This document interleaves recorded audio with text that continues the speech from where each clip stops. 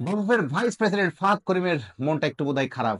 আজ দুপুরে যখন তার সঙ্গে আমার কথা হচ্ছিল, আপনারা জানেন ফাহাদ করিম বাংলাদেশ ফুটবল ফেডারেশনের এই vice president. Bangladeshi origin footballer বা বাংলাদেশি বংশোদ্ভূত ফুটবলারদের বাংলাদেশে ইনক্লুড করা বা আনার ব্যাপারে একটা খুব গুরুত্বপূর্ণ ভূমিকা পালন করছেন। তার কাছে আমরা অনেক সময় আপডেট জানতে বা বাংলাদেশি অরিজিন ফুটবলার বা প্রবাসী ফুটবলার যাই বলি না কেন, তারা হচ্ছে নেক্সট কি, কতদূর প্রসেস আগালো, এরকম আমরা একটু খোঁজ খবর নিই সাধারণত রেগুলার। আমরা যারা সাংবাদিকতা করছি, ফাহাদ করিম আমাদের অথেন্টিক তথ্যই জানিয়ে দেন, বা আমরা তার কাছে ভেরিফাই করি সত্য মিথ্যা কি অবস্থা, কত কি যাচাই বাছাই করি। তো সেই নর্মাল ধারাবাহিকতাই আজকে কথা হচ্ছিল দুপুরবেলা ফাহাদ করিম সাহেবের সঙ্গে। তো তিনি একটু মন খারাপ এই কারণে সমিত সোমকে নিয়ে।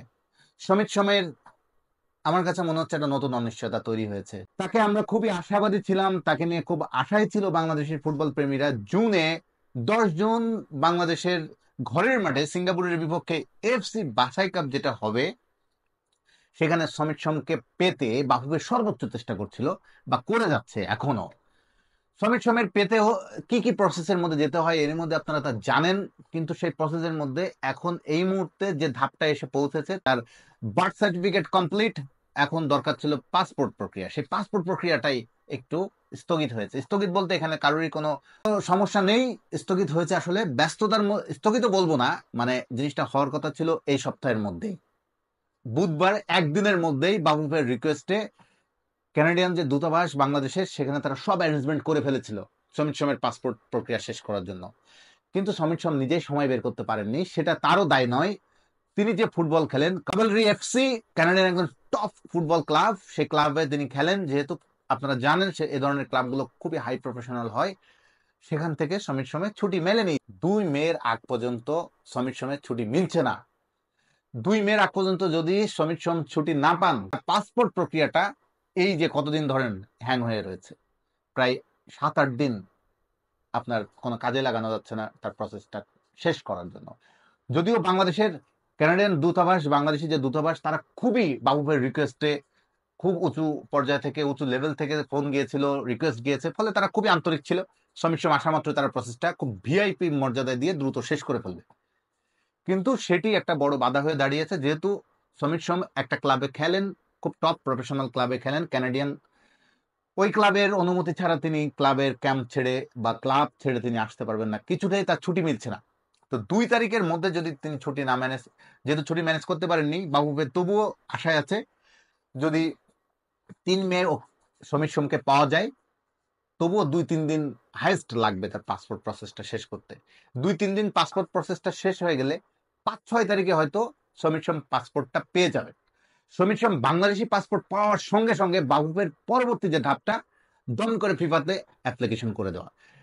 ফিফার প্লেয়ার্স স্ট্যাটাস কমিটির যে অনুমোদনটা লাগে, সেই অনুমোদনের জন্য বাফুফে তোড়জোড় শুরু করে দেবে। এরই মধ্যে তারা একটা পজিটিভ নিউজ, কানাডিয়ান সকার অ্যাসোসিয়েশন তার এনওসি তো লাগবেই, তো সেই এনওসিটা পাওয়ার জন্য, অনুমতি পত্র পাওয়ার জন্য, এরই মধ্যে বাফুফে মেল করেছে। কানাডিয়ান সকার অ্যাসোসিয়েশন খুবই পজিটিভলি রেসপন্স করেছে।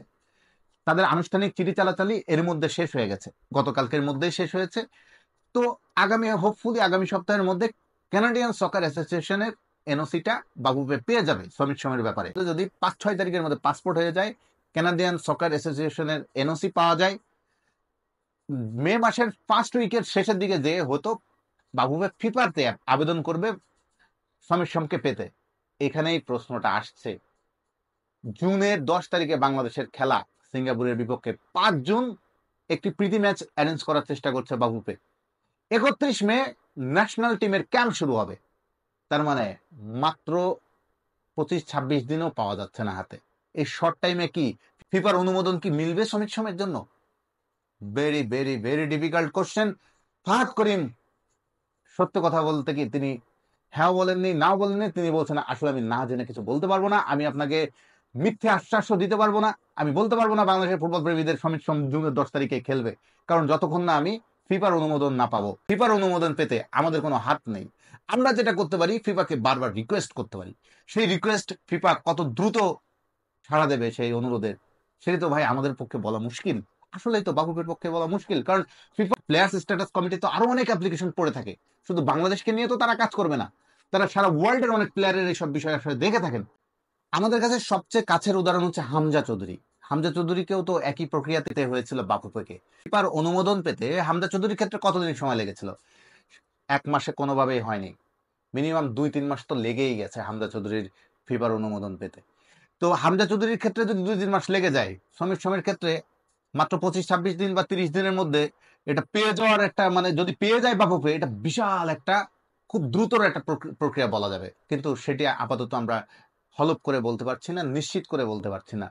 সব মিলে বাংলাদেশ ফুটবল প্রেমীদেরকে একটু মন খারাপের খবরই বলতে হবে যে সমিত সোমকে আসলে 10 জনের বাংলাদেশ সিঙ্গাপুর ম্যাচে আসলেই পাওয়া যাবে কিনা, এই প্রশ্নটা থেকেই যাচ্ছে। কারণ আমরা খুবই খুশি হতাম আপনাদেরকে জানাতে, কারণ আমরা রেগুলার, আপনারা জানেন, ফুটবলের কন্টেন্ট ক্রিয়েট করছি। আমরা রেগুলার আপনাদেরকে এ ধরনের আপডেট খুব দ্রুত দেওয়ার চেষ্টা করছি। কিন্তু সেই আপডেটটা যদি বলতে পারতাম যে সমিত সোম চলে আসছেন জুনের অমুক তারিখে বা মে মাসের অত তারিখে, তাহলে সেটা খুবই ভালো লাগতো। যদি জেনে থাকি অবশ্যই আপনাদেরকে জানাবো।